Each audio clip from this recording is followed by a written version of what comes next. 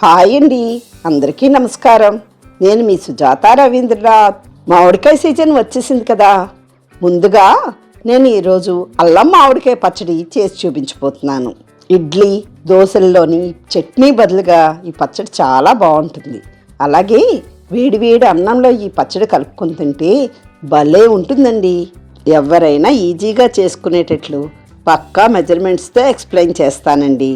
నోరూరించే ఈ కమ్మనైన పచ్చడి ఎలా చేయాలో చూసేద్దామా? నేను ఈ పచ్చడి కోసం బాగా పులుపుగా ఉన్న 3 పెద్ద మామిడికాయలు తీసుకుంటున్నాను. ఈ అల్లం మామిడికాయ పచ్చడి పుల్ల మామిడికాయలతో అయితేనే చాలా రుచిగా ఉంటుందండి. మామిడికాయలు తీపిగా ఉంటే పచ్చడి అంత రుచిగా రాదు.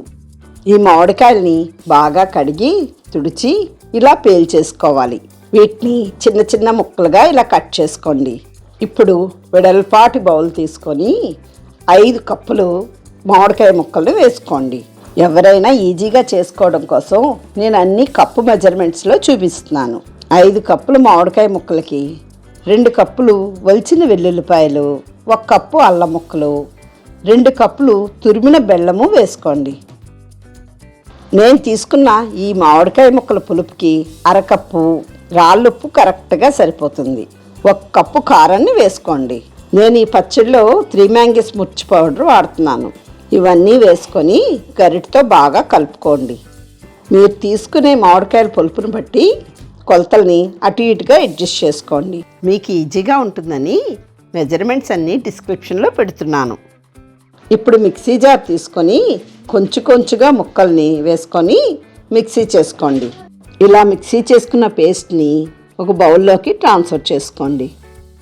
ఈ పేస్ట్లో ఒక 2 స్పూన్ల వరకు ఆవపిండి, ఒక 3/4 స్పూను మెంతిపిండి వేసుకోండి.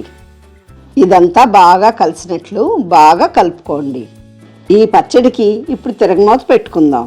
ఈ పచ్చడి పోపు కోసం నేను 2 కప్పుల గానుగ దగ్గర నుండి తెచ్చిన స్వచ్ఛమైన గానుగ నూనెని వాడుతున్నాను. నూనె వేడెక్కిన తర్వాత 1 టేబుల్ స్పూన్ ఆవాలు, ఒక 3 టేబుల్ స్పూన్లు పచ్చిశనగపప్పుని వేసుకోండి. ఇవి 2 కొంచెం సేపు బాగా వేగనివ్వండి.